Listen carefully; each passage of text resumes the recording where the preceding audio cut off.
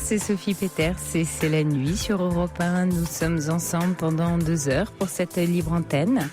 2 heures pendant lesquelles je suis là pour accueillir vos confidences, vos questions, mais aussi parfois vos joies ou vos angoisses. On peut se laisser aller à se raconter, à parler de soi librement. N'hésitez pas à partager avec nous en nous appelant dès maintenant au 39 21. C'est Assiba et Théo qui vous accueillent ce soir en standard. Et Philippe Chartier, dit Fifi pour les intimes, qui réalise cette émission. Vous pouvez aussi réagir à ce que vous entendez à l'antenne par SMS en composant le 7 21 21 en commençant votre texto par le mot nuit ou envoyer un mail sur le site europe1.fr à l'émission Libre Antenne. 39 21, j'attends vos appels. Sophie Peters, jusqu'à 1h sur Europe 1. Bonsoir Corinne. Bonsoir. Oui. Je suis très impressionnée parce que je ne m'attendais pas du tout. Voilà, j'ai essayé comme ça et puis paf, j'ai été prise. Et vous démarrez avec nous. Voilà. Ben, c'est très bien. Des fois, il faut se lancer aussi et pas trop. Oui. Et puis je crois que vous avez une histoire intéressante à nous raconter qui peut toucher pas mal d'auditeurs. Alors je vous écoute ou je vous aide un peu si vous voulez. Ouais, dites. Alors vous nous racontiez que vous faisiez l'objet d'une psychothérapie qui dure depuis longtemps.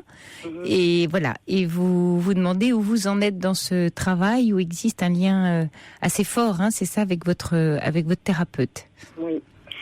En fait, je crois que c'est une question que je me pose depuis un petit moment, mais qui est un petit peu plus aiguë en ce moment. Et toutes les fois où je vous ai entendu et où j'ai beaucoup aimé vos interventions, entre parenthèses, vous avez souvent parlé et encouragé les personnes à s'engager sur un travail thérapeutique. Oui. Parce qu'effectivement, je pense aussi qu'il y a un certain nombre de circonstances et d'histoires où on peut difficilement se sortir tout seul et on a besoin de cet accompagnement-là. Mais la question que je me pose, moi, au stade où j'en suis maintenant, au bout de 10 années, oui, c'est que j'ai l'impression... mon fils m'a dit que j'étais dépendante, voilà. C'est une vraie question hein, que vous posez au bout de certaines années, oui. Oui. Lui, il trouve que je suis dépendante. Moi, il a quel âge, votre fils, qui vous dit ça? Il va avoir 23 ans. Oui. Et il veut fonder un fan club contre mon psy avec mes parents. Et qu'est-ce qui lui permet de vous dire ça? Qu'est-ce qui permet à votre entourage de dire... Voilà, vous parlez beaucoup de votre thérapeute. Pas du tout. Non, Je n'en parle pas du tout, mais ils savent que c'est là, ça existe. Oui. Que je fais aussi... donc je fais en individuel et je fais aussi en groupe. Thérapie de groupe, et notamment un stage chaque été de 5 jours. Oui. C'est quoi comme c'est de l'analyse transactionnelle ou c'est PNL. De la PNL, d'accord. Voilà. Très bien. Et donc, programmation neurolinguistique, hein, pour ceux qui nous écoutent. Voilà, oui. Voilà, et donc moi je suis suivie en individuel par un homme, et le stage d'été, il y a donc cet homme et une collègue femme. D'accord. Donc qui viennent chacun avec leur groupe, puisqu'on est sur 2 régions différentes. Sachant que, j'ouvre une parenthèse, mais la PNL, c'est du cognitivo-comportementaliste, donc c'est pas de l'analyse, hein? On est bien d'accord, Corinne? À moins qu'il vous fasse travailler sur d'autres aspects, hein? C'est pour ça que je... Ah oui, non, c'est pas comportementaliste. Hein. D'accord. Donc ça va plus loin que la PNL, alors? Oui, c'est vraiment la parole, l'échange, hein. D'accord. Et c'est pas comportementaliste. D'accord. Bon, peut-être que votre thérapeute a... Tous les matériaux sont utiles, hein, l'expression corporelle, les rêves. D'accord. Voilà, il y a un certain nombre de... Ouais, justement, moi, c'est ce que j'aimais dans cette approche, c'est que ça ne me semblait pas, une théorie. C'est pas plaqué. Vous vous sentez bien avec ce qui se passe. Et vous avez le sentiment aujourd'hui, en oubliant ce que disent vos proches, vous avez un sentiment de dépendance? Est-ce que vous le ressentez comme ça, vous, ou vous avez le sentiment que vous avez encore des choses à travailler, vous êtes toujours bien dans la relation? Comment vous le sentez, ce travail-là? Où vous en êtes avec lui? Je parlerai pas de dépendance, mais mon c'est que j'ai l'impression qu'il y a des choses que je ne traverse pas, que je suis sur un palier que je franchis pas, que je suis toujours quand même habitée par des choses que je ne résous pas.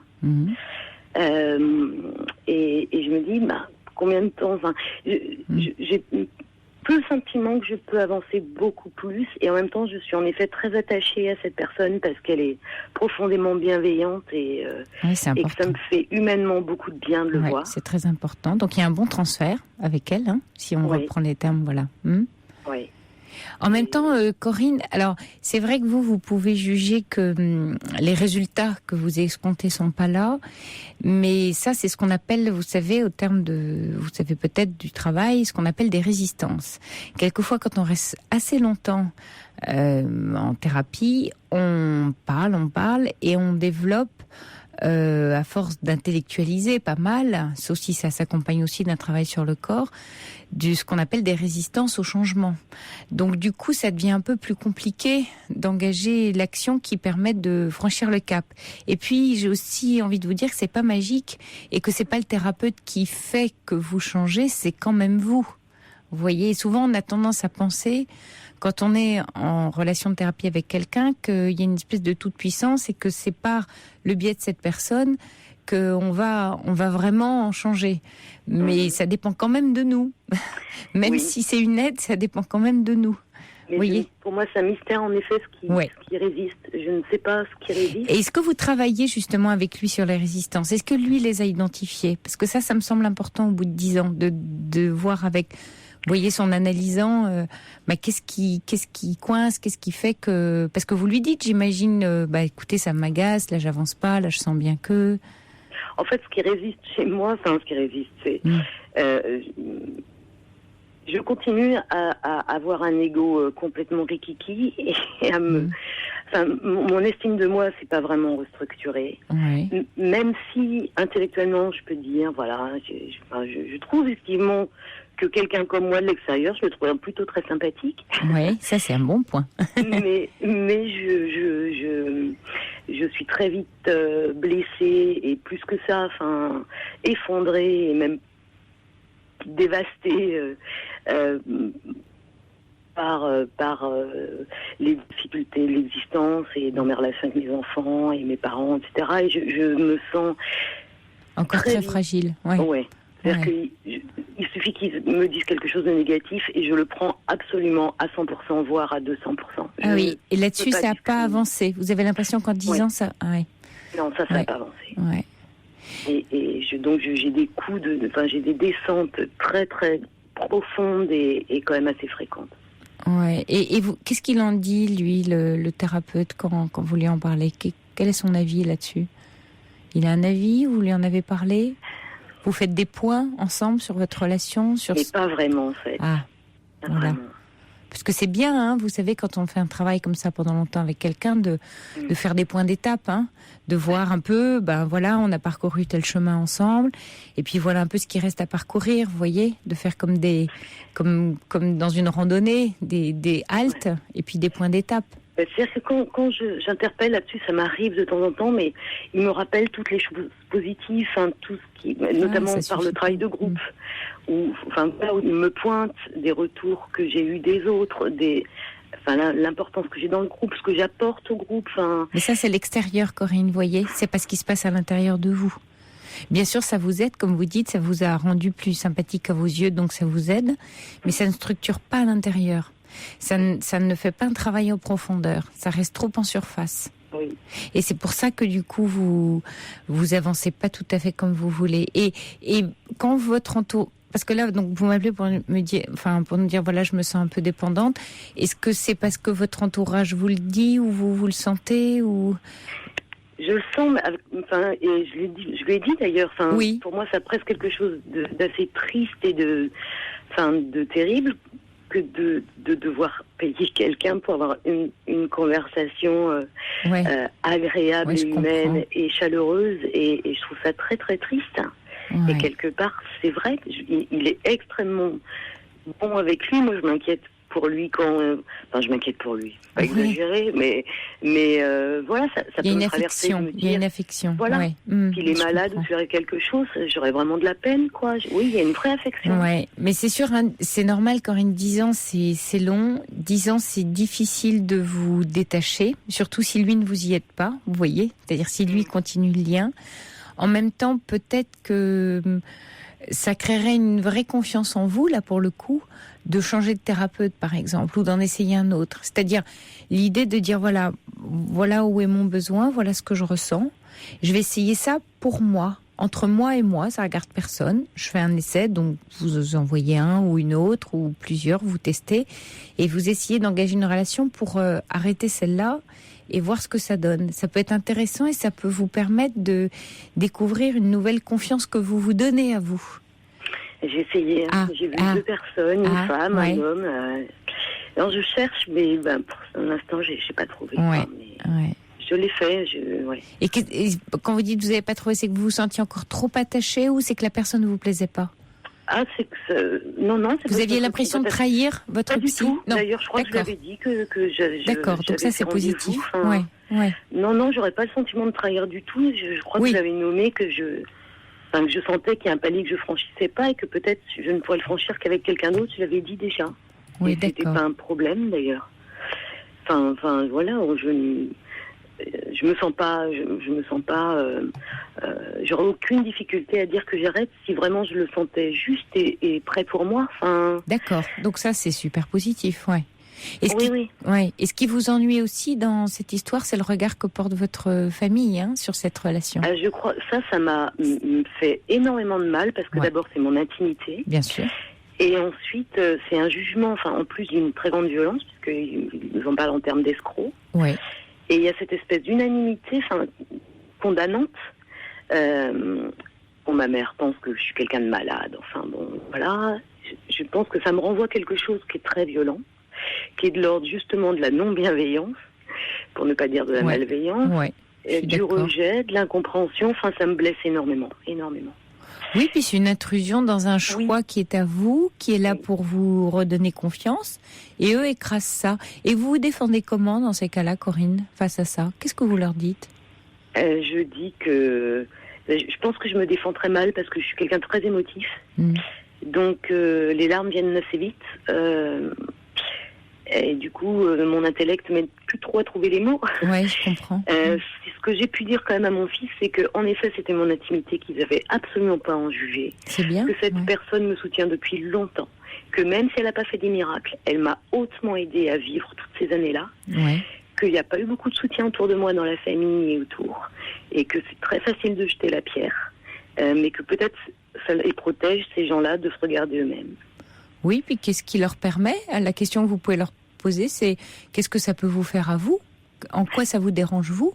Ça les dérange parce qu'ils voient ma fragilité, parce que je fléchis quand même de temps en temps. J'ai un peu envie de mourir, j'ai un peu envie de rester dans le fond de mon lit, je vais pas bien, je mange plus. Voilà. Oui, donc ils sont là à vous dire il sert à rien, c'est ça? Voilà. Ah oui, mais c'est pas lui qui fait votre vie, vous voyez, c'est pas un miracle, c'est ce que je vous disais tout à l'heure. Tout à fait. Et sur ce versant-là, oui, je suis d'accord. Et le traité d'escroc, ça m'a fait vraiment beaucoup de mal parce que par ailleurs, j'ai été escroquée d'une très forte somme d'argent. Mais ça n'a rien à voir. D'accord. Et donc le mot escroc, il résonne très fort en moi parce que là, je suis en train de vivre les conséquences de l'escroquerie réelle. Et c'est vraiment d'une autre nature. Oui, donc ce mot-là vous a blessé.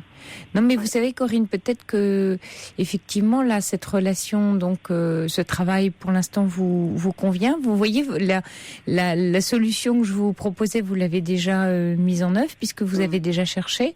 Peut-être que vous pouvez continuer à essayer de chercher un ou une autre thérapeute. On ne sait jamais si vous trouviez quelqu'un qui vous convient mieux, parce que souvent, c'est ce que j'expliquais d'ailleurs l'autre jour à l'antenne, des auditeurs qui m'appelaient. La thérapie, c'est des tranches, vous voyez, comme des tranches de gâteau un peu, en estimant, si on imagine que la vie ça fait un gâteau, on travaille par type de tranche. Et souvent, ces tranches correspondent à des thérapeutes différents qui nous accompagnent. Et souvent, c'est bon d'en changer parce que avec l'un, sur un certain nombre d'années comme vous, on développe des résistances. Et du coup, effectivement, on tombe dans un lien de confort, ce qui vous arrive aujourd'hui. Donc, effectivement, c'est sympa, vous avez plaisir à le voir, mais vous avancez plus. Mais c'est ça. Voilà. Et ça, c'est un peu le danger. J'appelle ça un peu comme un coaching. C'est vrai que je vais le voir tous les 15 jours, je raconte mon quotidien et ça m'aide beaucoup parce que j'élève mes 2 enfants, c'est pas simple. Donc voilà. Donc j'ai une ado de 15 ans, alors que je sors à peine de l'adolescence du grand qui n'a pas été simple. Donc, pour moi, c'est vraiment un soutien dans mon quotidien, mais sur les profondeurs. C'est vrai que, par exemple, je m'aperçois que je ne parle quasiment plus de mes blessures, enfin mes histoires avec mes parents. Oui, profondes. Alors que je sens en ce moment, mais alors elles remontent. Elles remontent à fond la caisse parce qu'elles ne sont pas apaisées, elles ne sont pas consolées, elles ne sont pas évacuées. C'est embêtant ça quand même au bout de 10 ans, Corinne. Vous voyez que ça m'ennuie dans ce que vous racontez là ce soir. Vous voyez, parce que si des blessures profondes que vous avez, dont vous avez parlé aujourd'hui, vous avez le sentiment qu'elles sont toujours aussi vives. Et qu'elles peuvent remonter de façon aussi vive, c'est quelque chose là, c'est pas encore bien travaillé, bien construit. Mais c'est certain. Mais comme vous le disiez, une auditrice, je sais plus qui, à mon âge, elle était très attachante d'ailleurs, cette jeune femme. Elle disait mais je devrais avoir surmonté ça, etc. Et je pense que moi, j'ai aussi très honte depuis longtemps d'être encore aussi touchée. Oui, mais Corinne, on a tous nos rythmes, c'est ce que je lui disais, et il n'y a pas de honte à avoir. C'est un peu comme nos vies sont des musiques, on n'a pas le même rythme. Il y en a qui vont vite, qui sont sur le mode rock ou jazz, d'autres sur du classique. Enfin, voilà, on n'est pas, vous voyez, on n'a pas les mêmes motorisations. Si j'imagine une voiture, et donc, on va à notre rythme et il faut le respecter. Et dans le travail sur soi, justement. Vous savez, quelquefois, on peut mettre des années à découvrir ou à cicatriser une plaie, ou d'autres, peut-être mettront plus rapidement. Et alors, on est tous différents. C'est ça qui fait la richesse. Mais je crois qu'on se juge soi-même aussi. Et donc, on se dit, je vais arrêter de me plaindre et de pigner sur mes histoires de parents et passer à autre chose. Et être dans cette espèce de... voyez. Mais ça, c'est bien quand on arrive là. Parce que, vous voyez, ça veut dire que on va mettre soi-même un stop. Ça, c'est la responsabilité, ça, Corinne. Le jour où on en a assez d'un comportement ou d'une souffrance ou de quelque chose qui... Voilà, on a joué au disque rayé, vous savez, pendant 5, 10 ans, 15 ans. Et puis un jour, on dit, maintenant, le disque rayé, ça suffit, je peux plus écouter cette musique-là, c'est fini. Et là, c'est quelque chose de nouveau qui se met en place. Peut-être que vous êtes en train d'arriver là. Et ça, vous savez, en thérapie, en travail sur soi, c'est un moment très compliqué, douloureux, parce que tout remonte d'un seul coup. Parce que l'inconscient crée des résistances très fortes, et que si ça se trouve, à force de travailler, donc l'inconscient, il n'a pas du tout envie que vous changiez. Alors, plus vous travaillez, il crée des résistances, et au moment où vous allez passer le cap, tout remonte d'un seul coup. Donc peut-être que vous êtes en train, parlez-en à votre thérapeute, de vivre cet inconfort-là. C'est-à-dire, c'est le moment où tout, comme une vague, tout revient, tout ce qu'on a travaillé, pour vous redonner un bon coup, et que vous puissiez dire, maintenant ça suffit, stop. Mais ce serait génial si c'était ça, parce que là, moi, je le vis comme plutôt une vague qui m'emporte vers le malheureusement, j'ai un crayon et un stylo, mais à la radio, je peux pas vous dessiner, mais vous voyez, le chemin de vie ou l'avancée en thérapie, ça fait c'est pas un escalier, vous voyez, c'est pas une courbe en escalier, c'est une courbe qui monte en rond, en spirale, c'est-à-dire, je monte et je fais une boucle et je repars en arrière et je remonte un cran. Donc, il y a toujours un passage, un cran en arrière avant de remonter un pas de plus. Et donc ça, c'est ce que, si ça se trouve, vous voyez, c'est ce que vous... Alors, quelquefois, on désespère. Vous savez, c'est comme les sportifs. Ils pensent qu'ils vont gagner un match. Ils sont super bons. Et puis, ils comprennent pas parce qu'ils ont raté le match alors qu'ils étaient super au top et super entraînés.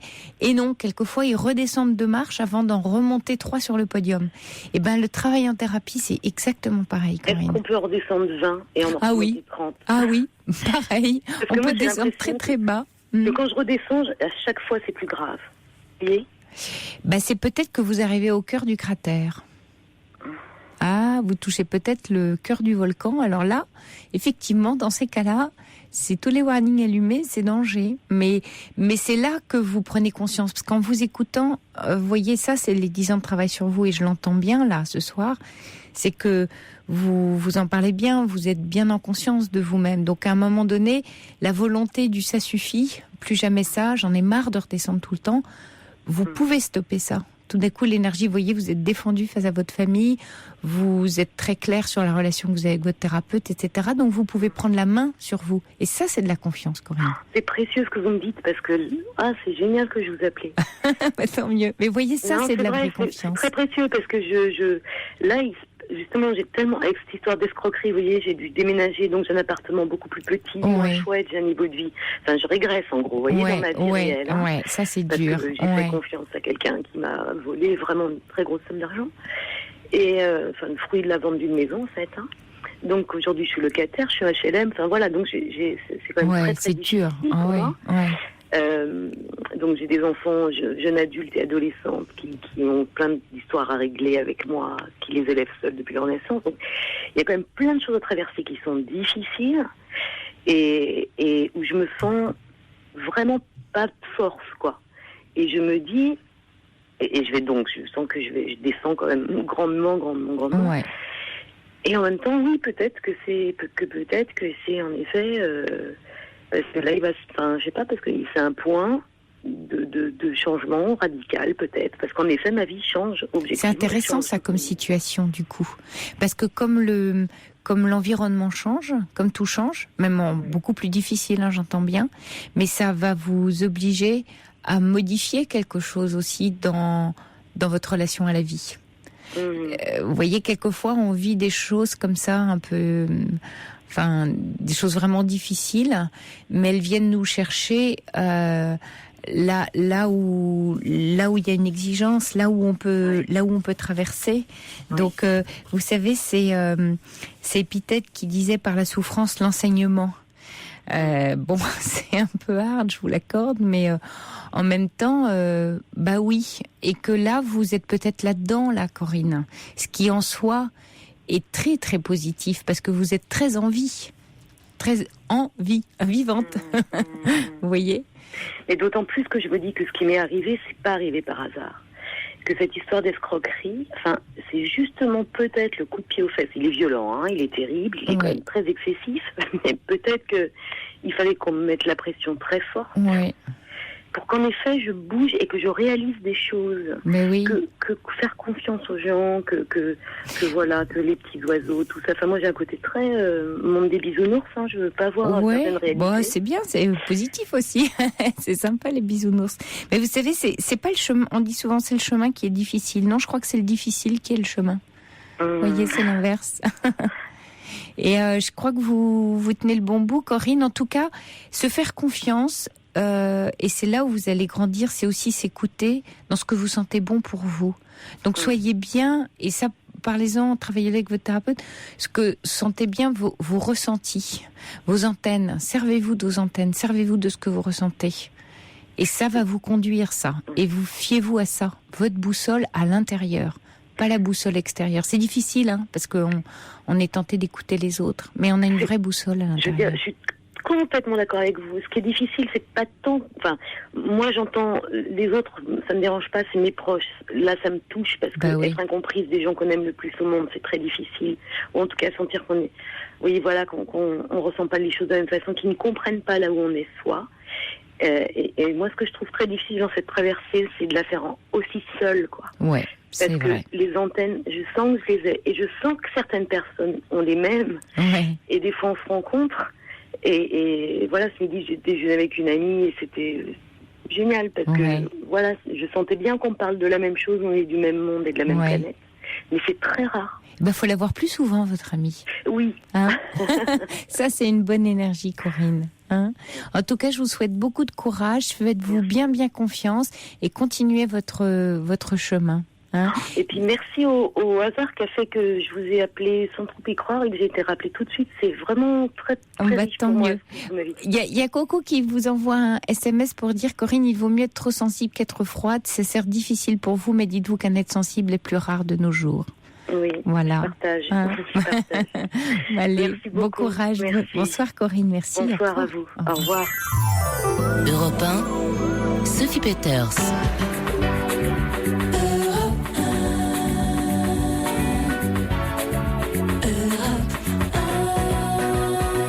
Et on accueille Albert là. Bonsoir Albert. Bonsoir Sophie. Bonsoir. Bonsoir. Alors je vais vous expliquer un petit peu ma situation et puis la raison de mon appel. Oui, je vous écoute. Vous me recevez bien ? Oui, je vous entends bien. Alors, je suis divorcé. Oui. Et je n'ai pas revu mes filles depuis 98. Oui. Je n'ai jamais eu le moindre contact avec elles. 12 ans donc. Ouais. Ouais. Elles étaient à l'époque en très bas âge, donc je présume qu'elles n'étaient pas en mesure de me répondre. Et Alors, ça, c'était suite au conflit avec la maman que vous n'avez pas pu revoir vos filles? Oui. D'accord. Non, mais en fait, elle les a subtilisées. Elle est partie avec elle, elle ne l'a jamais revue. Donc je ne les ai jamais revues. Bon. Alors, en théorie, elle se trouve proche de l'Hexagone. Ah. C'est-à-dire, oui, c'est l'info que vous avez, d'accord. Ouais, non, mais bon, je présume l'endroit où elles sont, mais si entre-temps, elles n'ont pas déménagé. Alors, la raison de mon appel, c'est que l'aînée, elle aura 20 ans dans quelques semaines. Et je vais lui écrire. D'accord ? Oui. Alors, ce que je me proposais de faire, c'est de vous lire très rapidement un tout petit message que j'envisage de lui adresser. Oui. Et d'avoir votre approche là-dessus, ainsi que celle des auditeurs, s'il y en a qui veulent bien me donner leur avis éclairé. D'accord. On vous écoute, Albert. Oui. Alors, pour la petite gouverne, oui. J'ai passé 3 ans de ma vie avec une excellente psychiatre qui était très ouverte. Oui. Mais j'ai mis fin personnellement au traitement parce que j'ai eu peur du dosage prescrit. Oui, il faut parler plus droit dans votre combiné, Albert, parce que par moment on vous perd. D'accord. Voilà. Est-ce que vous me recevez là? Oui. Bon. J'ai donc mis fin au traitement brutalement de ma propre initiative, voilà 3 ans. Oui, courageux. Ça a été très difficile. Oui, mais maintenant je respire mieux et puis j'ai développé une certaine sagesse et pris du recul. Oui. D'accord? Alors maintenant je vais vous lire, rassurez-vous, ça va être bref, oui. la missive que j'envisage de lui adresser. D'accord, je vous écoute. Alors hormis le prénom, voici l'une des articulations de la vie, 20 ans. Jour ordinaire, mais aussi apogée d'une croissance permettant d'apprécier la perspective avant de vous engager sur le chemin. Les nôtres se sont séparés sans que vous ne soyez en mesure de vous forger une opinion personnelle. Déstabilisant, certes, mais peut-être utile pour assurer sereinement votre parcours futur. Tout vous appartient aujourd'hui. Bon anniversaire. Et je lui mets quelque chose sur lequel je vais être relativement lent à lire pour que les auditeurs aient le temps de comprendre. C'est une réflexion, c'est pas de la philosophie de très haut niveau. Si vous acceptez de croire que la durée de la vie cosmique est égale à 1 moins alpha, une éternité de bonheur vous est promise. Dans quel sens allons-nous? Plus 1 moins alpha ou expansion de l'univers, moins 1 plus alpha ou régression de l'univers. Si on considère que 1 égale alpha, 1 ne peut être plus grand que alpha, ou alpha ne peut être plus grand que 1. Ou 1 égale, ça signifie que tout est défini ou statique, ou alpha est égal, ça signifie que tout est indéfini ou mouvement. Que cette réflexion vous accompagne au quotidien pour asseoir vos décisions. Voilà. Albert, il y a 2 choses qui me viennent à l'esprit en vous écoutant. La première, ce qui m'étonne, c'est que vous voyez. C'est votre fille, donc ça crée une distance. La langue française a le vouvoiement et le tutoiement, mais le vouvoiement, ça crée une vraie distance. Et puis la deuxième réflexion qui me vient en vous écoutant, c'est que il n'y a pas d'affect dans votre courrier. Vous lui parlez pas de vous. C'est joli, mais c'est du livre. C'est de la théorie. Alors vous avez envie je suis persuadée moi que vous avez à cœur de lui parler de votre cœur, et puis vous avez caché votre cœur sous des mots intéressants certes et une théorie intéressante également, mais elle a 20 ans, vous êtes son papa et elle a sûrement besoin d'entendre autre chose, de plus en relation avec vous, avec elle, dans votre histoire à vous, quelque chose d'unique. Vous voyez ? Et voilà, et ça, c'est pas du tout sur le fond de ce que vous écrivez qui en soi est très joli, mais c'est général. Vous me liriez cette lettre qui serait pour une femme que vous venez de rencontrer, vous voyez, et que vous aimez ou que vous cherchez à séduire. Voilà, oui. Là, voilà, oui, ça c'est intéressant. Mais c'est votre fille, elle a 20 ans. Il y a eu Voilà, 12 ans, comme vous dites. Donc, ça veut dire qu'elle vous a connu jusqu'à ses 8 ans. Donc, elle sait qu'elle a un papa. Il y a eu quelque chose entre vous et elle pendant 8 ans, et c'est sa toute petite enfance. Donc, vous avez compté. Vous comptez sûrement encore beaucoup. Et là où elle vous attend et où vous l'attendez, c'est dans votre histoire unique à vous. Même si elle a eu 12 ans d'interruption, elle a existé, elle existe encore. Ce qui se passe, Sophie, c'est que je ne peux pas lui envoyer la lettre en direct parce que je n'ai pas retrouvé trace de ses coordonnées postales. Oui. Donc je vais adresser la lettre à une parente. Il faut parler dans le combiné, Albert, parce que par moment je vous entends plus. Oui. Je vous disais, je ne peux pas lui envoyer la lettre en direct parce que je ne suis pas certain de ses coordonnées postales. Oui. Donc je dois envoyer cette lettre à une tierce personne. Qui va lui transmettre. Oui. Vous avez confiance en... très fortement que cette tierce personne ne lui donne pas le courrier en main propre et le transmette à la mère. Oui, c'est le risque. Albert, c'est le risque. Mais dans la vie, il faut prendre des risques. Oui, c'est le risque. Et alors, ça change pas le contenu. Vous croyez que parce que vous transmettez ce courrier-là et que la mère le lit, elle le transmettra plus facilement à sa fille que s'il est plus personnel? Je mets même en doute le fait qu'elle lui transmette, vous voyez. Oui, bien sûr, non, mais ça change pas le... Vous voyez, je vois pas en quoi ça peut changer le contenu.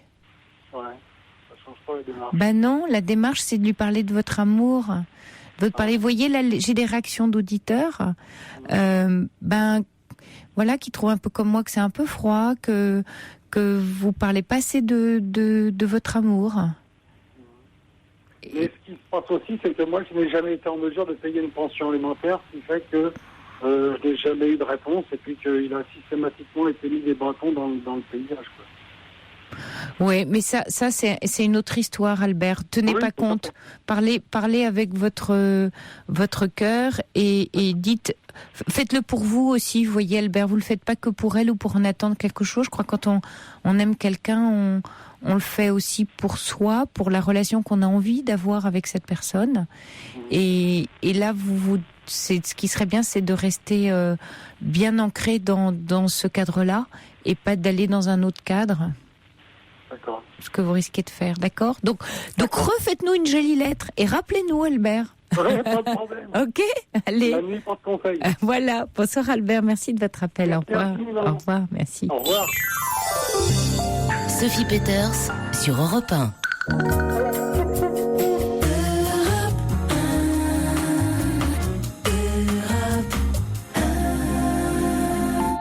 21, 34 centimes la minute. Bonsoir Colette.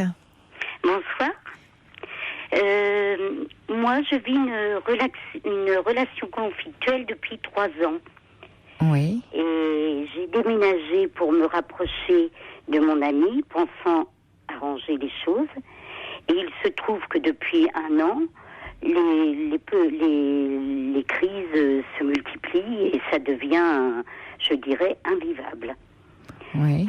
Sachant que nous n'habitons pas ensemble, nous avions décidé en commun de garder respectivement nos lieux de résidence en se partageant 4 jours chez lui et 3 jours chez moi.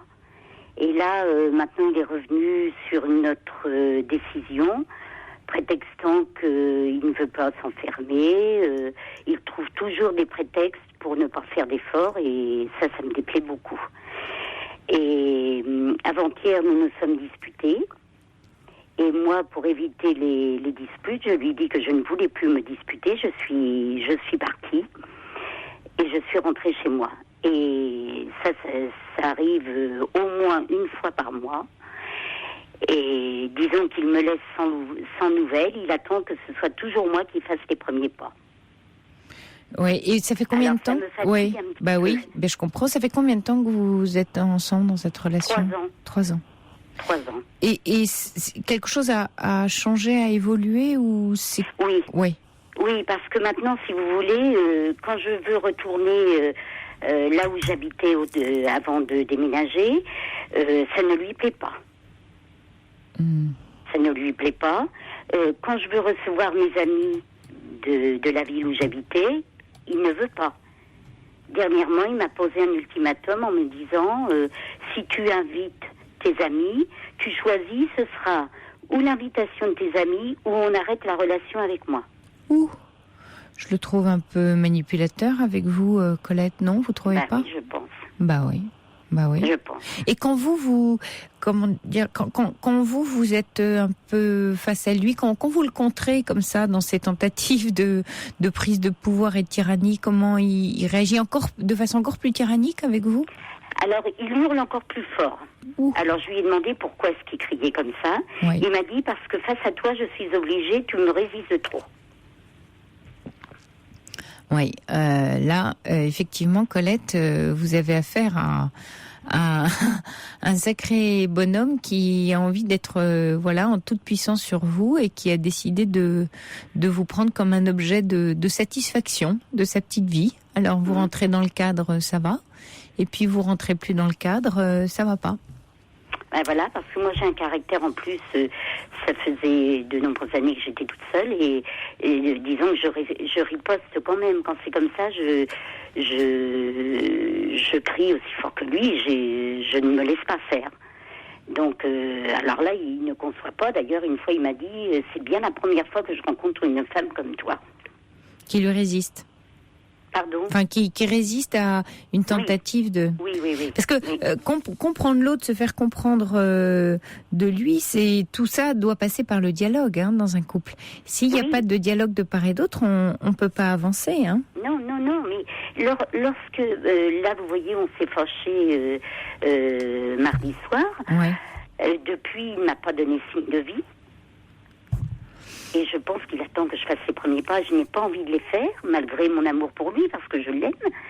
Et là, je ne veux pas céder, parce que je me rends compte, justement, c'est le fait de mon appel vers vous, parce que je ressens cette manipulation. Ouais. À la vous avez limite, raison. je pense qu'il m'a laissé m'installer. Ça lui a fait très plaisir que je me rapproche de lui. Et aujourd'hui, j'ai l'impression qu'il voudrait que je garde mon appartement, mais en m'installant chez lui, vous voyez.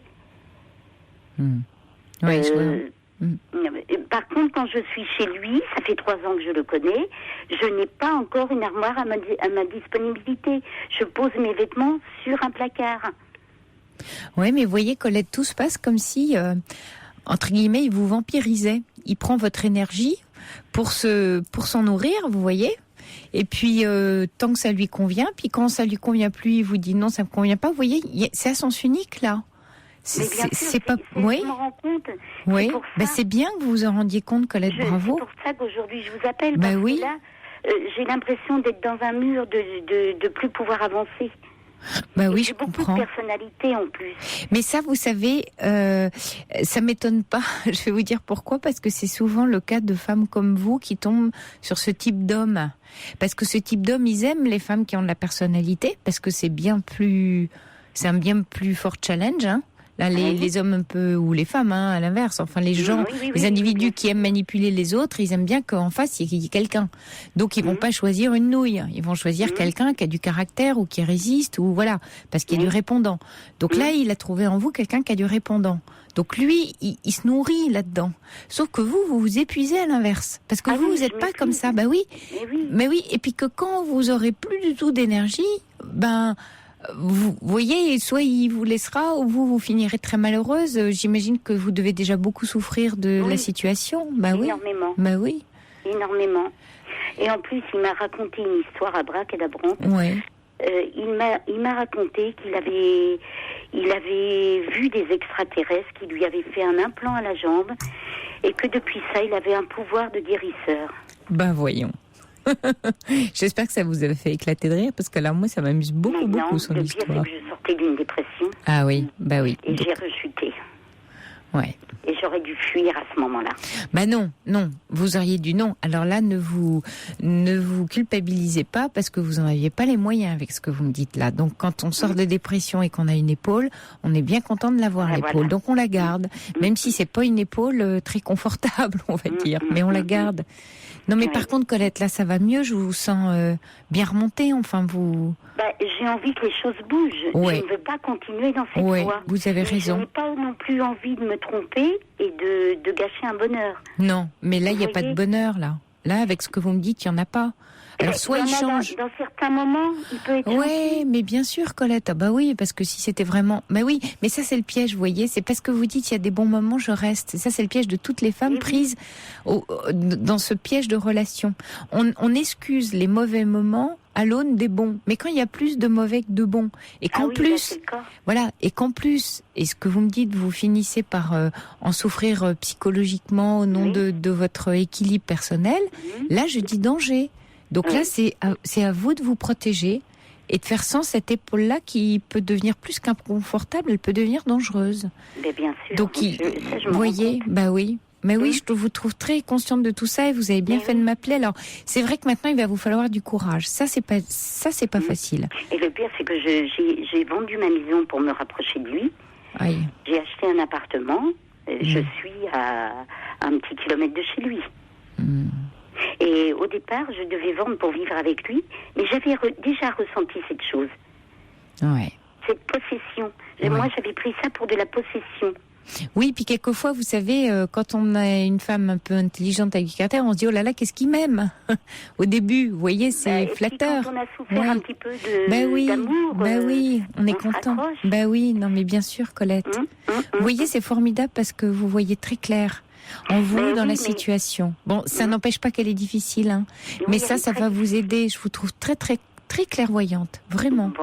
Et ça, c'est formidable. Donc, accrochez-vous, prenez votre belle énergie, là, et puis essayez de vous rapprocher d'amis, de gens avec qui vous êtes bien, mais pas lui. Franchement, pas lui, Colette. Alors, vous voyez, ces 10 amis qui devaient venir au mois de mai, que j'ai été obligée de décommander pour lui plaire, je les ai invités, ils arrivent demain.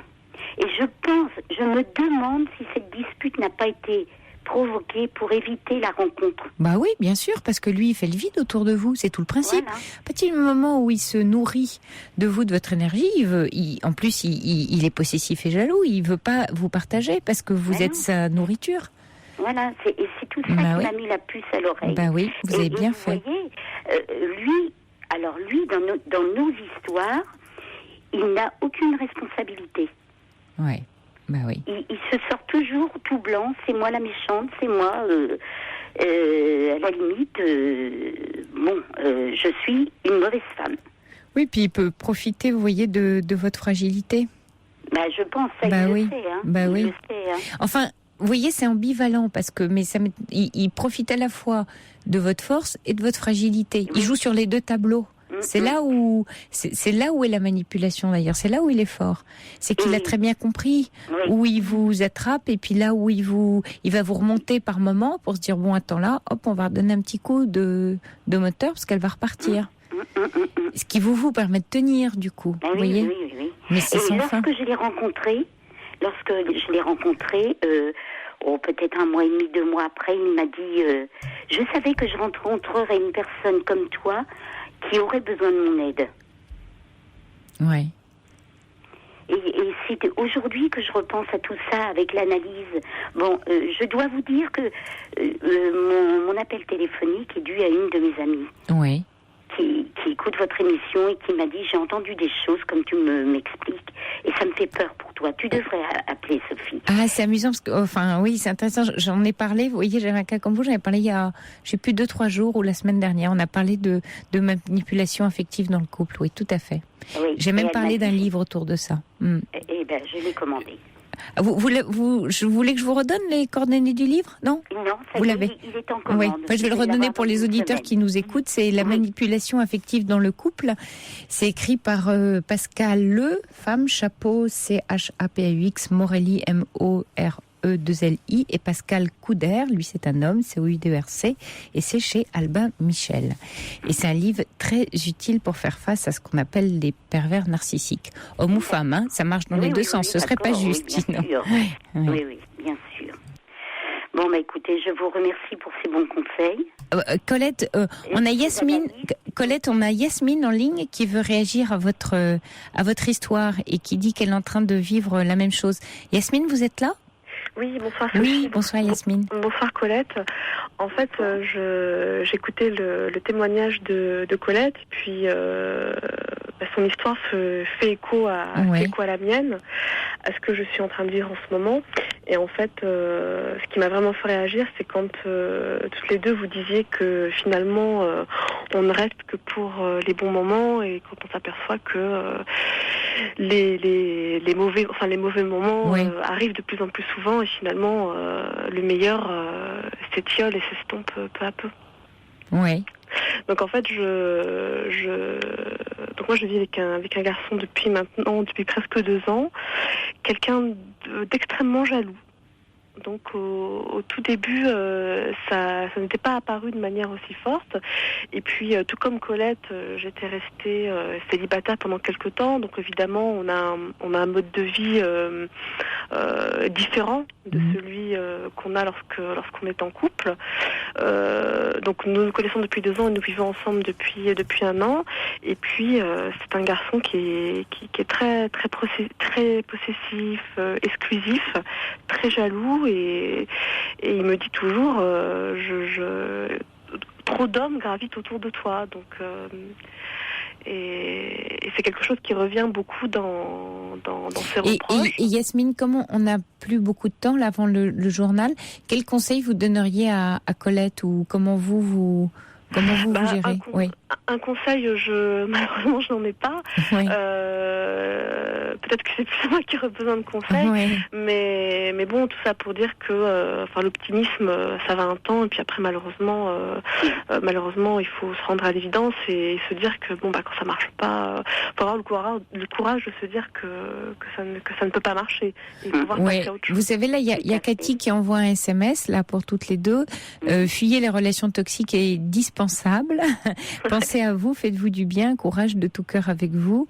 Et puis ne cédez pas, vivez pour vous, dit je crois Alf. Et puis Sandra dit courage, mais cela peut être dangereux parce que vouloir contrôler, peut-être qu'un jour il peut en venir aux mains, ou le jour où on lui tient trop tête, ou donc soyez méfiants. Et puis tous les auditeurs réagissent en tout cas à votre cas à toutes les deux. Donc je crois que le mieux là, c'est vraiment d'entendre tous les signaux faibles, on va dire, qui viennent chacune de vos histoires, et de pouvoir vous protéger. D'accord. Je vous remercie Sophie, merci. Bonsoir Yasmine. Et bon courage à Colette. Bonsoir Colette, bon courage à vous deux. Bonne chance à vous. Bonne nuit, au revoir. Et merci Sophie. Au revoir. Au revoir.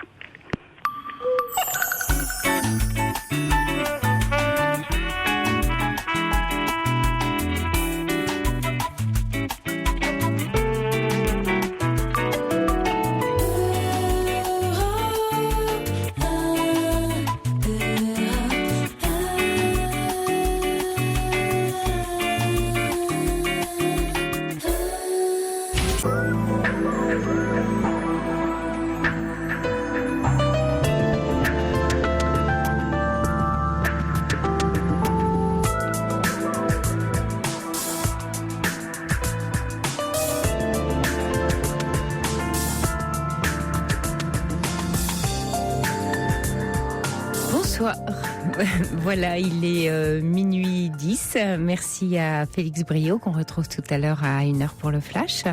Vous écoutez Europe 1. Nous sommes ensemble encore pendant 1 heure et l'antenne est à vous. Il vous suffit de composer le 39 21 pour partager avec nous vos préoccupations, des événements de votre vie. Vous pouvez aussi échanger avec nous et avec les auditeurs par SMS au 7 21 21, commençant par le mot nuit, ou nous adresser un mail sur le site d'Europe 1 à l'émission Libre Antenne.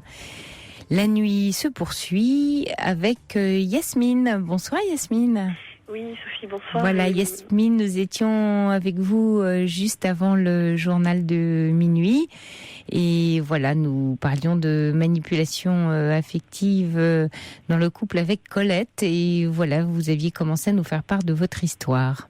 Tout d'abord, donc merci de me laisser compléter mon témoignage. Oui. Donc en effet, c'était un petit peu rapide. En fait, la personne avec qui je vis a connu une relation très compliquée il y a quelques années, avec a été lui victime de ce que vous avez vu tout à l'heure de la manipulation. Ça a été une histoire très très très compliquée pour lui. Il en a beaucoup souffert. Ça aurait pu être même beaucoup plus tragique. Il a fait une tentative de suicide. Il était vraiment très très très mal. Et je crois que depuis, il a vraiment développé des réflexes de méfiance et de jalousie parfois extrême. Donc c'est très dur à vivre au quotidien, parce que ce qui vous paraît ou ce qui me paraît être normal et sans aucune interprétation négative, parfois prend des proportions immenses, et puis et on se dit mais comment on en est arrivé là. Donc, mais Yasmine, dans la relation dans laquelle vous êtes aujourd'hui, vous avez le sentiment aussi, comme avec Colette tout à l'heure, qui vous tyrannise un peu, qui veut faire valoir d'abord son besoin lui constamment avant le vôtre, enfin. Oui, c'est un peu ça, c'est un peu de la...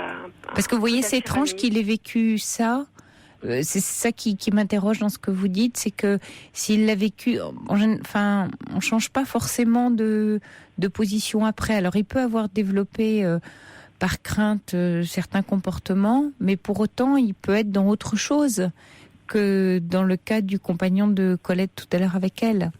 En fait, en plus, cette relation était vraiment, était idéalisée, parce que la personne avec qui il était à l'époque était sourde, donc il avait appris la langue des signes, il s'était vraiment investi, c'était pour lui vraiment une vraie histoire d'amour, et il a eu ce sentiment de trahison qu'il a très très mal vécu et qui aurait pu lui être fatal. Et c'est vrai que c'est curieux après d'avoir développé cette méfiance, et c'est vrai que moi je ressens ça comme il est au centre de la relation, il a le droit de faire souffrir, de faire souffrir les proches, parce que quand il y a une crise, c'est tout l'entourage qui est bien évidemment mobilisé et puis qui en souffre. Et en fait, c'est un petit peu lui qui fait un peu la pluie et le beau temps sur la relation. Quand il va bien, tout le monde va bien. Quand il va mal, tout le monde souffre. Et vous en êtes où aujourd'hui dans cette relation, Yasmine ? Bien, ça fait maintenant 2 ans, et jusqu'à présent, j'étais quand même très très très optimiste. Je me disais, il faut s'accrocher parce que c'est quelqu'un de bien, c'est quelqu'un qui en vaut la peine, et j'y croyais. Et c'est vrai que là, depuis quelques semaines, je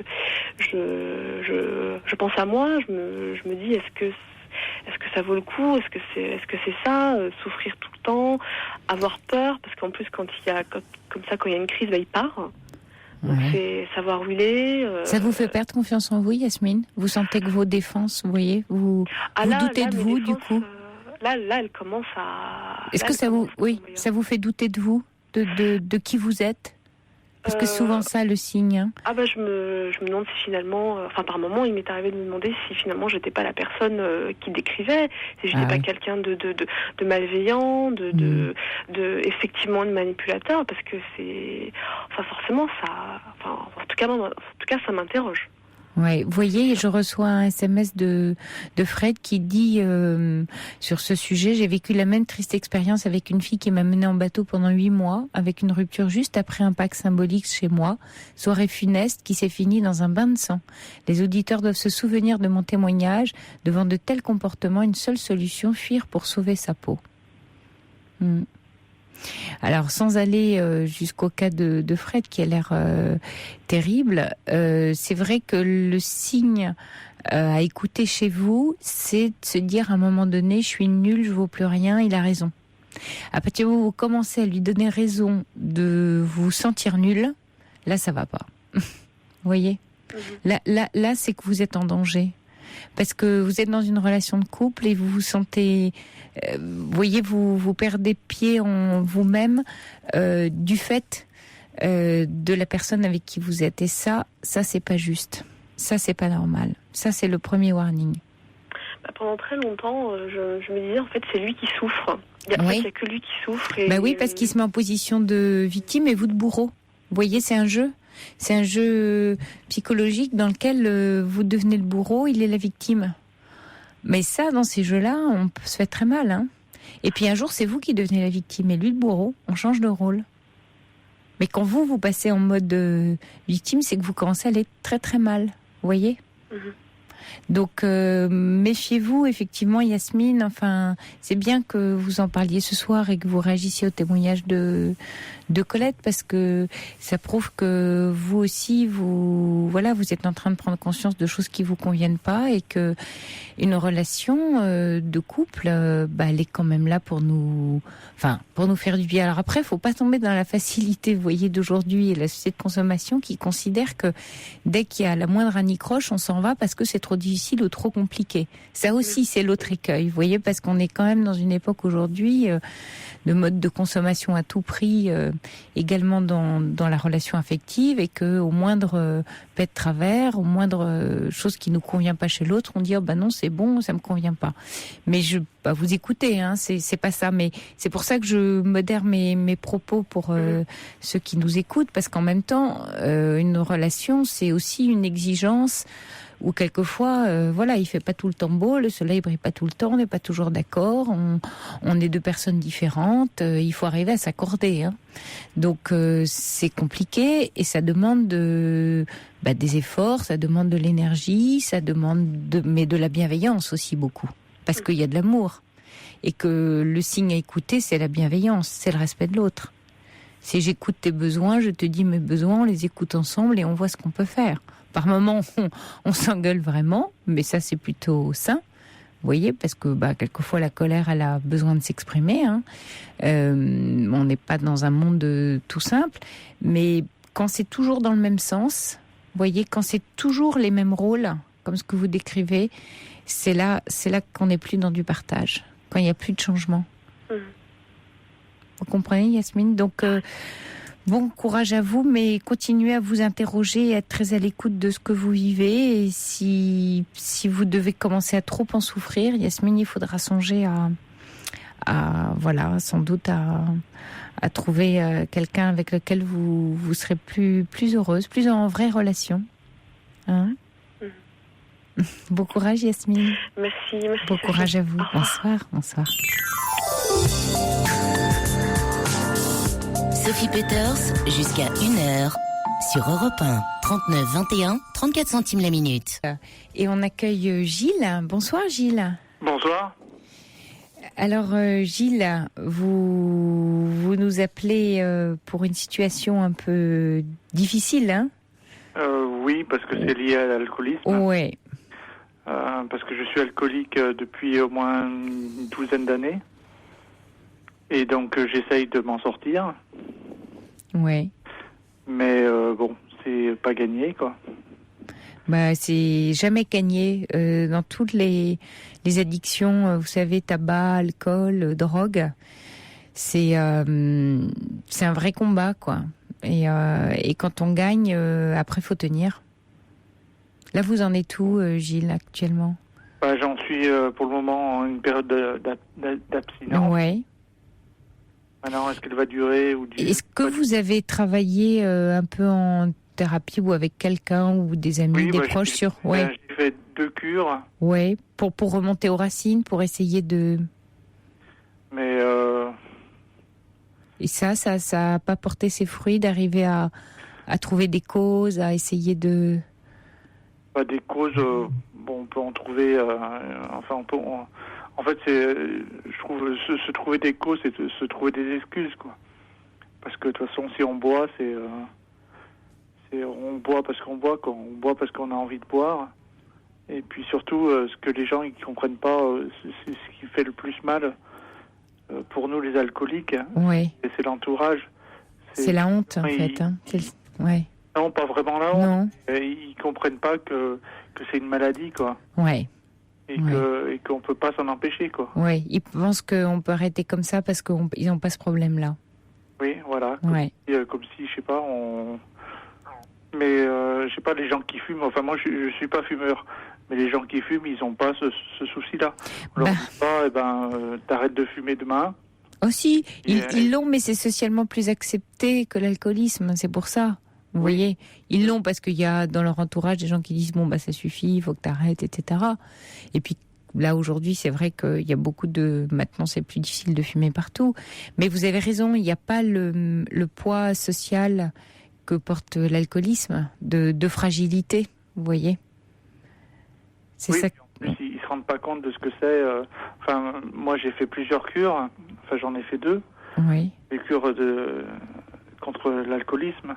Et donc, ils nous ont appris qu'il y avait 3 niveaux, vraiment, au niveau des alcooliques, je parle. Je parle pas des gens qui boivent un verre par-ci, par-là, le dimanche, en famille et tout ça. Oui. Mais au niveau des alcooliques, il y avait ceux qui buvaient régulièrement le matin un verre de blanc avec leurs copains et tout ça. Ça, c'était le premier niveau. Après, il y avait le deuxième niveau, c'était des personnes qui excusez-moi le langage, mais qui se bourraient la gueule le samedi soir en fête. Mais c'était que le samedi soir, et puis après, ils arrivaient la semaine à rester normal, quoi. Et puis après, il y a des gens comme moi, quoi. C'est-à-dire des alcooliques chroniques. Il faut que ça soit tous les jours. Oui. Alors, je vous explique pas l'organisation qu'il faut pour arriver à ça. Là, on est au top au niveau organisation. Là, s'il y a des gens qui nous cherchent pour réaliser des choses, là, on est au top, parce que il faut qu'on ait toujours le maximum d'alcool prévu. Donc, il faut aller faire les courses. Tout est prévu. C'est une horreur. Oui, il y avait un très joli film que j'ai vu il y a quelques années, mais il existe en DVD, vous l'avez peut-être vu, qui s'appelle Un dernier pour la route. Oui, je l'ai vu. C'est tiré d'un livre. Oui, voilà. Oui. Et c'est une belle histoire qui raconte exactement ce que vous racontez, cet engrenage terrible, ces rechutes, ces remontées. Ça m'avait beaucoup touchée. Mais Gilles, là, vous vous battez, vous remontez, vous repartez. Travaillez, qu'on vous écoute là-dessus sur la difficulté à être accepté, sur le regard de l'autre, ce serait important. Ça. Vous avez des amis qui vous comprennent, qui acceptent cette fragilité, sur lequel vous pouvez compter? Non, pas tellement, mais le problème c'est ça, c'est que justement j'ai une vie qui est bien, quoi. Oui. J'ai pas de raison d'être dépressif. J'ai un bon travail. J'ai une femme. On n'a pas d'enfant, mais tout va bien, quoi. Et donc j'ai aucune raison et je vous appelle, vous savez pourquoi? Parce que j'ai entendu une personne aussi qui témoignait sur W9, je sais pas si on peut la citer, c'est trop tard maintenant, sur la TNT, et qui disait pareil, la même chose. Il comprenait pas pourquoi lui aussi, il avait une famille et tout, et c'est plus fort que nous, quoi. Et ce que j'aimerais, moi, c'est que les gens ils comprennent que c'est une maladie, quoi. C'est pas si simple que ça de vouloir s'arrêter. J'ai l'impression que tous les gens pensent que c'est bien fait pour lui, il a qu'à s'arrêter de boire et puis c'est tout, quoi. Oui, vous souhaiteriez un peu plus de tolérance, Gilles, et je vous comprends. Si c'était si simple, mais nous on le ferait. Oui. Parce que notre vie, elle est. On se lève le matin, on sait même pas ce qu'on a fait le soir. Et ça fait drôle, quoi. Ou on se lève le matin, on se retrouve avec plein de bleus de tous les côtés. On se dit où est-ce que je les ai fait? Je sais pas. Vous savez, c'est l'horreur. Ouais, c'est l'horreur, quoi. Ouais. Et donc on est les premiers à vouloir s'en sortir de ça. Mais si les autres ils nous narguent ou ils nous mettent plus bactères, c'est sûr que ça nous aide pas, quoi. Ouais, c'est bien que vous nous appeliez ce soir sur Europe 1, Gilles, pour témoigner de ce que vous vivez, parce que vous voyez, ça va vers plus de tolérance, plus de regard aussi, de bons regards sur les autres. On n'est pas tous égaux, et quelquefois c'est dur, on vit des choses compliquées, et c'est vrai que c'est insupportable d'être nargué comme ça par des gens pour qui ça peut paraître si simple. Pour vous, ça ne l'est pas. Et, oui. Ouais.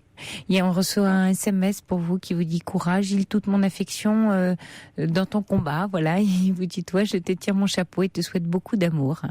C'est gentil. Alors, il espère que vous avez une passion à laquelle vous vous rattachez. Est-ce qu'il y a quelque chose qui effectivement pourrait... Oui, la musique, oui. La musique, ouais. Oui. Et mais c'est vrai que ces gens-là... Enfin, je parle de ceux qui nous larguent, hein, pas ceux... Oui, j'ai bien compris, Gilles, ouais. Et c'est vrai que moi, je suis quand même arrivé à l'hôpital parce qu'on m'avait envoyé, parce que sinon, je serais resté chez moi tranquille. Mais je suis arrivé quand même avec 5 grammes d'alcool. Je sais pas si vous vous rendez compte, 5 grammes. Je savais même pas que ça pouvait exister. Je croyais qu'au-dessus de 3 grammes, on était mort, quoi. Et ben non, moi, j'ai réussi à avoir ça. J'avais 4,95. Voilà. Vous voyez ? Et aujourd'hui, vous consultez plus de psy, Gilles ? Si, vous continuez ? Non, si, je continue, mais je continue uniquement au niveau hospitalier. Ouais. J'ai arrêté les associations. Parce que vous voyez cette histoire de regard de l'autre, ce serait important de le travailler parce qu'il y a aussi quelque chose comme sans doute peut-être d'une forme de provocation de votre part, c'est-à-dire de dire aux autres, acceptez-moi même quand je suis si mal, je voudrais que vous m'acceptiez. Vous voyez un cri du cœur qui serait de dire, je vais juste à ces extrémités-là pour tester votre regard ou votre affection envers moi. Mais là, vous demandez quelque chose aux autres qui est difficile. C'est possible de votre très très proche et encore. Vous voyez, vous les mettez presque en difficulté avec votre comportement et votre demande est très très, elle est gigantesque. Elle est légitime parce que c'est une demande d'amour et toute demande d'amour est légitime, mais elle est très forte. Vous voyez. Et que donc votre souffrance, ce serait faire le deuil de ça, de cet amour absolu. Vous voyez, de ces gens qui vous prendraient tel quel. C'est difficile. Oui, mais des fois, j'ai du mal à comprendre ça parce que des fois je me dis j'aurais un cancer. Les gens ils seraient tous autour de moi. Donc là, je suis alcoolique. Alors pour moi, c'est clair pour moi, c'est une maladie parce que je peux. C'est vraiment une addiction, quoi. Oui, vous avez raison. Je peux pas m'en passer et il y a personne. Ça fait fuir tout le monde, quoi. Et votre femme vit cela comment ? Il y a Prune qui demande, mais moi aussi j'allais vous le demander. Comment votre femme vit la situation ? Elle s'est séparée de moi. Ah, vous êtes seule alors ? Oui, mais je la comprends, ça. Ce que je lui ai, parce que vivre aussi, faut pas non plus que je me cache l'autre côté, faut pas que je me cache que du côté alcoolique. Je suis aussi lucide. Vivre avec un alcoolique, c'est l'horreur, quoi. C'est l'horreur. C'est l'horreur. Et donc voilà, quoi.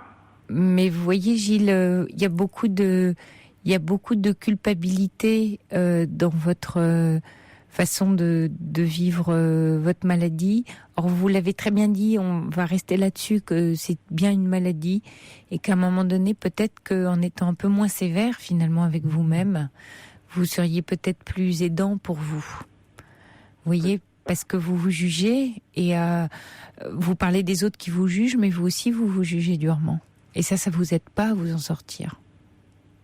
Alors, si je reprends votre analogie avec le cancer, vous jugeriez pas comme ça. Là, vous pensez aussi, vous voyez, vous projetez sur vous le même regard des autres, il suffit rien de ma volonté, je suis nulle, je fais ça, c'est pas bien, etc. Non, vous avez quelque chose dans lequel vous êtes pris et vous avez du mal à vous en sortir. Donc, voilà, il y a un moment donné où c'est important d'accepter ça, peut-être. Sans doute, ouais. D'accord. Merci bien, en tout cas. Vous savez, Gilles, il y a Catherine qu'on a en ligne avec nous qui voudrait réagir à votre histoire parce qu'elle est passée par là, elle aussi. Bonsoir, Catherine. Oui, bonsoir. Oui. Je suis assez intimidée, je vous avouerai, de passer à l'antenne. Oui, mais c'est bien pour Gilles que vous ayez réagi. Alors, je voulais, Gilles, vous apporter tout mon soutien. Et je vais vous avouer une chose, c'est que c'est la première fois que j'en parle.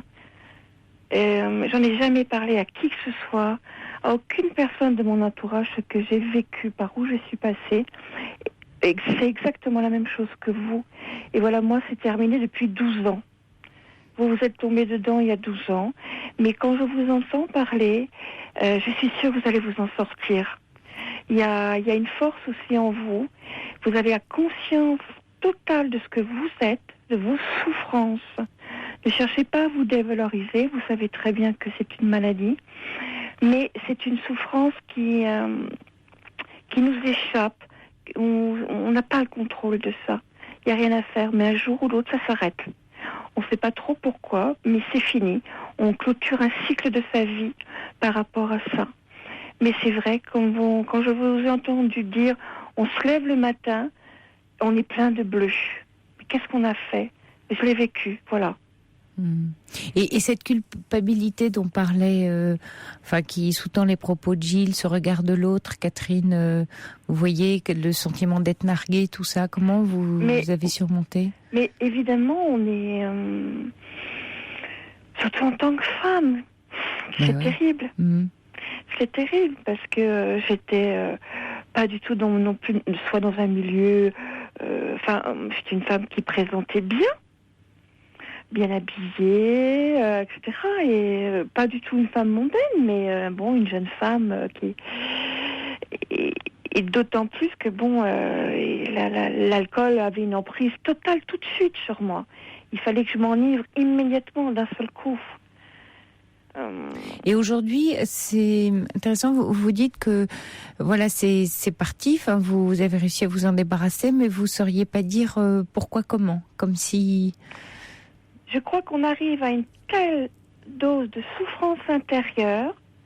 J'avais le tabac aussi en même temps, où je faisais vraiment une consommation excessive de cigarettes, c'était incroyable.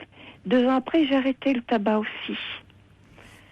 Et on arrive à une telle dose de souffrance qu'on arrive à dire stop, c'est fini, on arrête. Il faut que quelqu'un nous aide. Voilà, c'est pas... Et un jour où je me suis réveillée, j'avais toutes les hanches, mes bleus noirs. Je n'avais aucun souvenir de ce qui m'était arrivé la veille. Je ne savais pas. C'est ce que raconte Gilles, oui. Des douleurs au ventre énormes. Et je me suis dit, mais qu'est-ce qui s'est passé la veille? Car j'arrivais à avoir de l'amnésie totale. Et j'ai même jamais appris à conduire de ma vie en me disant, parce que si un jour je viens boire comme ça et je conduis, je tue quelqu'un, ça c'est sûr. Moi, ma vie, c'était autre chose. Mais tuer quelqu'un, non. Donc jamais de ma vie, j'ai appris à conduire. Et même depuis 12 ans que j'ai arrêté, voilà, c'est pas que je me punis, mais je dis non, voilà.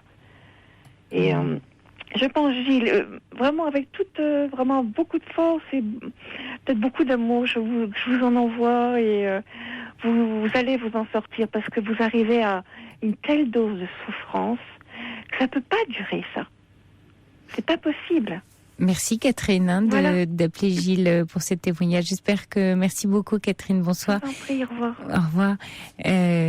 Gilles, j'espère que ce témoignage de Catherine vous a fait du bien. Vous avez surtout ouvert les yeux, que quelquefois le regard est pas si dur que celui que vous pouvez ressentir. Je croyais, oui, tout à fait. Ouais. Ça c'est bien. C'est bien que vous preniez conscience de ça, Gilles, et à travers les SMS aussi que je vous ai lus et que nous envoient les auditeurs. Vous savez, vous êtes entouré par une chaîne et votre problème n'est pas tout seul. Je pense effectivement que vous êtes en conscience de ce que vous vivez. Je crois qu'il faut faire ami un peu avec votre culpabilité, être moins dur avec vous. Changez votre regard sur vous. D'accord. Bonsoir Gilles. Bonsoir. 39 21 34 centimes la minute. Europe 1, Sophie Peters.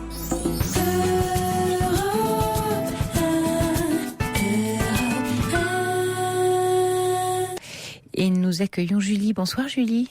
Bonsoir. Donc, je vous appelle ce soir parce que j'ai un petit problème et j'aurais besoin de conseils. Oui. Donc, je vis une relation amoureuse avec un homme depuis 4 mois. En fait, au départ, tout était bien. Il avait l'air d'être un homme équilibré, bien dans sa vie, bien dans sa peau. Et puis, en fait, au fur et à mesure des semaines, il est devenu assez agressif et a explosé de rage pour des détails en fait. Et en fait, 3-4 fois, il m'a fait le même cinéma, c'est-à-dire qu'il s'énervait pour un rien. Le lendemain, j'avais le droit à tous les reproches du monde, à me rabaisser en me disant que j'en valais pas la peine, que de toute façon, voilà. Et puis 2-3 jours après, c'était des pleurs et des messages en me suppliant de le reprendre, qu'il allait changer, que tout pouvait s'arranger, que si on s'aimait, on pouvait faire des efforts et que voilà. Et donc là, ça de nouveau, et donc il y a de nouveau eu une dispute il y a quelques jours, et puis il me refait la même chose et je sais plus quoi faire. Et Julie, quand vous dites je sais plus quoi faire, c'est que vous êtes partagé ou écartelé même entre le sentiment de tenir très fort à lui et de plus pouvoir le supporter. Enfin, vous voyez dans quelle situation vous êtes, oui, c'est ça. Je suis vraiment partagée entre les deux, entre mes sentiments que j'ai pour lui et en même temps ce qu'il me dit après, comme quoi il va changer, qu'il va se faire suivre. Ça aussi, je lui ai demandé donc qui va le faire, que ça va aller, qu'un couple ça doit se soutenir et qu'il s'excuse, que tout ça il l'a dit parce qu'il était en fait énervé. Ouais, mais 4 mois, Julie, c'est très très court. Si vous vivez déjà ça au bout de 4 mois. Alors lui, il me dit que c'est normal et que en fait, c'est normal. Il me dit qu'il faut qu'on apprenne à se connaître et que comme on a tous les deux un caractère assez fort, qu'en fait, voilà, c'est juste d'apprendre à se connaître en fait. De quelle façon vous tenez à lui, Julie ? Qu'est-ce qui vous attache à lui ? Qu'est-ce qui vous fait du bien dans cette relation ? Quand tout va bien, je veux dire, quand il s'énerve pas, c'est le bonheur parfait, quoi. Je veux dire, il me comble sur tous les points de vue, quoi. Je veux dire, mais c'est vrai qu'en fait, il est très jaloux, très possessif et il supporte pas que je puisse même aller voir une copine sans lui. Enfin, il comprend pas pourquoi j'ai pas envie d'être tout le temps avec lui et ça, j'arrive pas à gérer en fait. Ouais, mais vous voyez ce qui m'inquiète, Julie, dans ce que vous dites, c'est votre ressenti. Vous voyez, ça, il vous met quand même dans une situation terrible, ou qui vous fait souffrir, qui vous oblige, comme vous dites, j'arrive pas à gérer. Mais c'est pas vous de porter toute la relation et de tout gérer. On est deux. On est deux dans le bateau. On est deux à naviguer sur le fleuve de la vie. Alors voilà pourquoi tout serait, vous voyez, tout serait concentré là entre vos mains. C'est lourd ça, 4 mois d'une relation que vous devez déjà porter à bout de bras. Je lui ai dit, l'avant-dernière dispute, je lui ai dit que j'étais pas capable de gérer tout ça, que j'arrivais pas et que qu'il fallait qu'il se fasse aider et que moi je peux pas gérer ça. C'est bien, Julie, vous l'avez confronté à ce qu'il est. Voilà, et donc et puis bon, alors il a essayé de prendre rendez-vous avec un psychiatre, mais il était en vacances, donc il fallait attendre. Et puis en fait, à chaque fois, je craque parce qu'il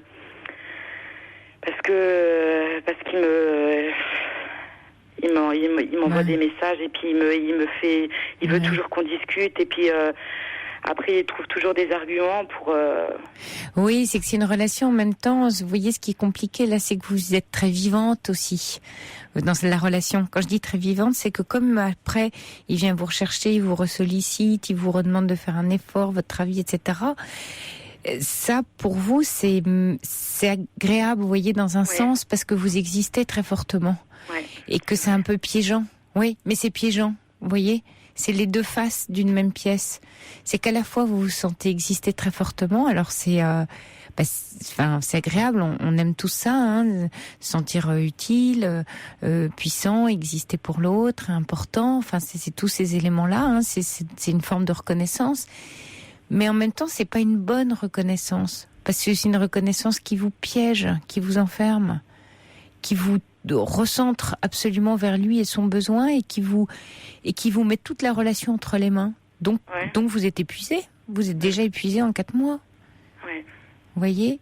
Est-ce que sans tout de suite prendre une mesure radicale, et puis on n'est pas là pour ça, mais peut-être là, dans l'immédiat, mettre un petit peu de distance pour voir comment vous le sentez.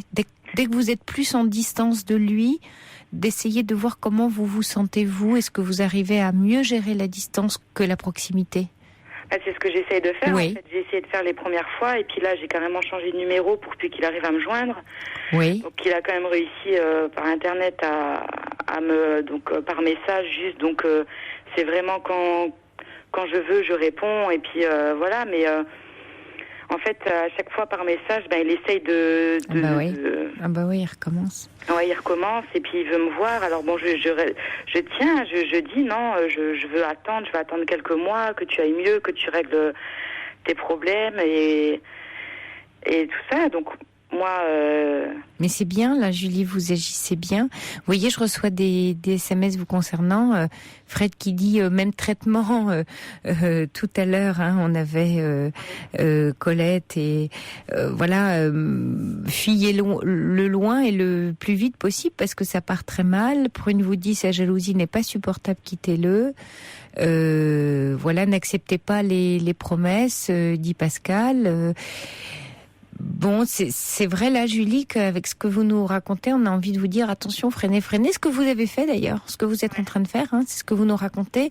Mais j'entends bien que c'est super dur, quoi, parce qu'on n'a pas envie d'être seul, parce que quand on connaît des bons moments avec quelqu'un, on a aussi envie de croire que ces bons moments-là, on pourrait les prolonger plus souvent que les mauvais. Ah oui. Mais vous voyez, quand ça fait 4 mois que ça part comme ça, c'est... Julie, je crois que le meilleur pour vous, c'est de faire ce que vous avez déjà mis en place, c'est-à-dire de la distance. Et puis, dès que vous sentez qu'il veut raccrocher les wagons, si vous sentez en vous une certaine peur, une certaine inquiétude, un certain stress, c'est que c'est non. Alors, essayez de voir des amis, des gens que vous aimez. Essayez de vous décentrer de lui pour vous recentrer sur d'autres personnes avec lesquelles vous êtes bien. Alors, pas forcément en amoureux, mais ça peut être des super amis, ça peut être des gens de la famille, mais voilà, allez vers le cercle où vous vous sentez bien. C'est ça qui va vous aider à vous tirer de là. Restez pas seul, en tout cas. Vous voyez ? Est-ce que je dois vraiment... en fait, je suis perdue à croire, à le croire qu'il va changer, qu'il va régler ses problèmes. Et je suis un peu perdue dans tout ça, quoi, de croire... et si vraiment il arrivait à changer... Parce qu'en fait, il me dit que c'est la première fois que ça lui arrive de réagir comme ça, que jamais pour une fille il a fait ça, que il s'est jamais vraiment énervé autant comme ça, et que... En fait, il a aussi un souci, c'est que c'est un enfant qui a été adopté et battu... Oui, mais là, vous rentrez dans son histoire pour le prendre en charge, là. Voilà. Oui. Il y a ça, et puis la promesse de changement. D'accord, mais alors, qui vous en donne assez vite des preuves ? Demandez des actes, demandez des signes, en tout cas. Des actes, des signes, des choses qui puissent vous permettre d'y croire. Pour l'instant, vous n'avez rien. Donc, vous pouvez pas juste vous fonder sur une promesse comme ça. Donnez-vous du temps, Julie. 4 mois, c'est rien. C'est rien, 4 mois. On va tous trop vite aujourd'hui. La vie va très très vite. Et dans les histoires de manipulation, de comme ça, de relations où chacun est pris dans une toile d'araignée, c'est souvent là que ça va le plus vite. Non, l'amour c'est lent, ça peut être long, prenez le temps de vous découvrir, pas besoin d'aller si vite, mettez-lui une distance, mettez-lui du temps, écoutez-vous et dites ok, j'entends bien les promesses, qu'est-ce que tu peux me montrer de cette promesse ?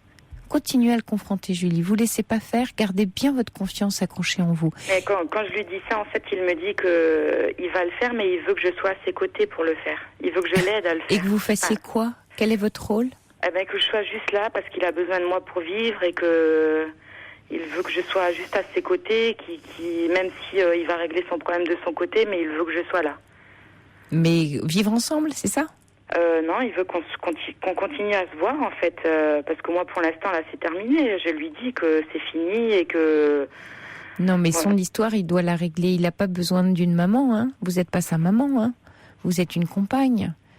Vous pouvez lui dire j'ai plein de bienveillance et de douceur à ton égard, je te regarde de loin, vas-y marche, comme un enfant qui fait ses premiers pas, à ce moment-là qui marche. Mais il n'a pas besoin d'être scotché à vous pour ça, hein. Justement, dans cette relation, il faut justement qu'il apprenne à être un grand garçon. C'est le moment ou jamais. C'est trop facile de vous vampiriser comme ça et de vous prendre toute votre énergie. Non, je crois que Julie, il faut que vous soyez un peu ferme. Ouais. Vous savez, là vraiment, ça vous demande de la confiance et de la fermeté. C'est tentant de croire que on va aider l'autre à changer, à avancer, mais vous lui dites d'accord, je veux bien être à tes côtés, mais donne-moi un signe que je peux l'être sans me blesser. Montrez-lui que vous n'êtes pas dupe. Vous voyez, c'est juste ça. Oui, accompagnez-le, pourquoi pas, mais montrez-lui que vous n'êtes pas dupe. Il faut qu'il comprenne quand même, qu'il peut pas comme ça tout de vous et que vous n'êtes pas un objet, Julie. Hein, vous n'êtes pas un objet. Dites-vous bien ça. Vous êtes une femme avec ses doutes, et vous aussi vous avez des besoins. Il n'y a pas que ces besoins qui comptent, et les vôtres. D'accord, Julie ? Oui. Allez, bon courage à vous, hein. Bon Merci. courage, vous ne laissez pas faire. Allez, bonne soirée. Au revoir. Merci pareillement. Au revoir. Europe 1, Sophie Peters, 39 21, 34 centimes la minute. Bonsoir Hélène. Oui, bonsoir. Merci de prendre mon appel et de nous faire partager les expériences des autres qui nous permettent aussi d'avancer. Oui, c'est le but de l'émission. Moi j'ai entendu parler en début d'émission de dépendance aux thérapeutes, à la thérapie. Et moi je voulais vous faire part, il m'est arrivé quelque chose de pas banal. J'ai suivi plusieurs thérapies à la suite d'une enfance très douloureuse, de deuil, enfin d'une situation d'échec professionnel et de couple. Et après une tentative de suicide, j'ai appris que mon psychiatre déménageait, donc la thérapie avec lui s'est arrêtée brusquement. J'ai donc vu un autre thérapeute et avec lequel j'ai fait un travail qui m'a permis d'évoluer énormément. Et au bout de quelques temps, j'avais bien avancé. Je pense comme vous qu'en fait on vit des tranches d'évolution et donc j'allais le voir uniquement pour le voir. Faut dire ce qui est. Et bon, bien sûr, il l'a senti. Et ce qui m'a complètement bouleversée, c'est qu'il m'a avoué qu'il était tombé amoureux de moi. Et là, il m'a dit qu'il fallait arrêter cette thérapie. Oui. Je pense qu'il me l'a dit parce que j'étais capable de l'entendre.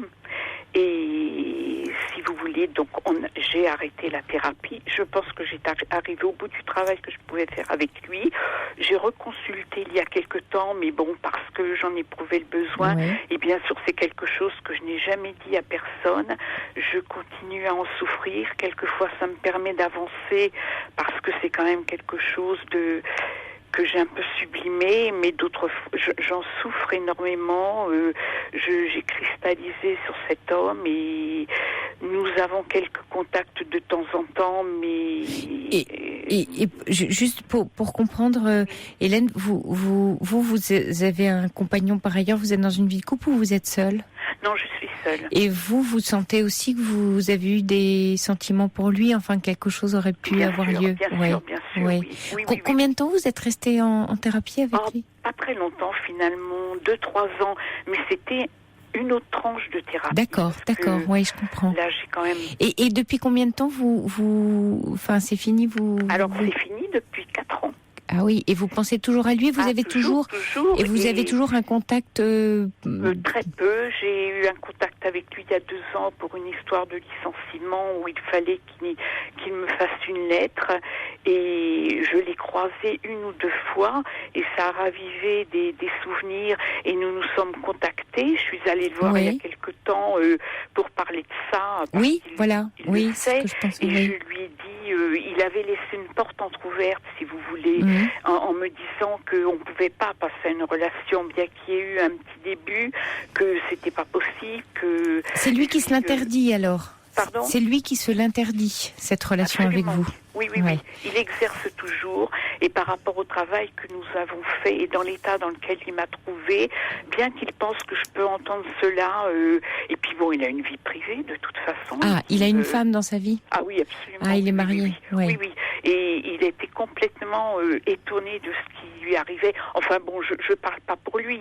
Oui, je comprends que vous soyez un peu chamboulé. Il y a de quoi, parce que vous voyez, ce que je trouve étonnant, c'est que il n'en ait pas pris l'entière responsabilité en tant que thérapeute. Je pense que c'est des choses qui peuvent arriver dans une vie de thérapeute, homme ou femme, mais voilà, normalement, on est en supervision par ailleurs, avec un autre thérapeute, et on en parle donc en supervision, et sûrement pas à son patient. Donc, ce que je trouve pas très protecteur pour vous, je comprends que vous le portiez encore tant d'années plus tard, cette histoire, parce que au départ, en vous écoutant, je me suis dit, tiens, après tout, pourquoi pas, s'il n'y avait pas eu trop de transferts, s'il lui est libre, si elle est libre, s'ils sont attirés l'un par l'autre, à ce moment-là, après, je pense que c'était possible. C'est très étonnant. Ouais. Franchement, physiquement, je ne suis pas attirante.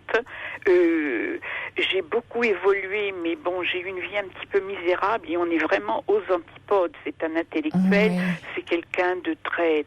Et donc il y a quelque chose qu'il n'a pas réussi à maîtriser en lui. Ouais. Et il me c'est l'a le fait dit, qu'il voulait dire. Il avait été complètement débordé et qu'en fait, bien avant que je lui laisse voir que j'avais des sentiments pour lui, il avait déjà ressenti ça. Et moi, si vous voulez, il y a eu des petites poignées de main un peu longues. Je me disais, mais je me fais des idées, quoi. C'est pas possible. Et aujourd'hui, Hélène, vous avez pu en retravailler ça avec un autre thérapeute? Je suis allée voir un autre thérapeute parce que j'avais des petits soucis, entre autres de cauchemars, mais je me suis interdit d'en parler. Si. Et moi, j'ai un conseil à vous donner, Hélène. Il faut absolument que vous alliez en parler, parce que vous qui connaissez un peu l'analyse, il y a beaucoup de fantasmes, il y a beaucoup de choses qui se mêlent à tout ça. Que vous pouvez pas rester avec ça. Vous vous rendez compte, ça fait 4 ans, c'est lourd à porter. Oui, il y a beaucoup. On se croise de temps en temps. Mais alors justement, Hélène, en plus il y a beaucoup d'ambivalence de sa part. C'est pas très protecteur, vous voyez, vis-à-vis de vous et d'avoir fait ça. Je pense. Je pense qu'il.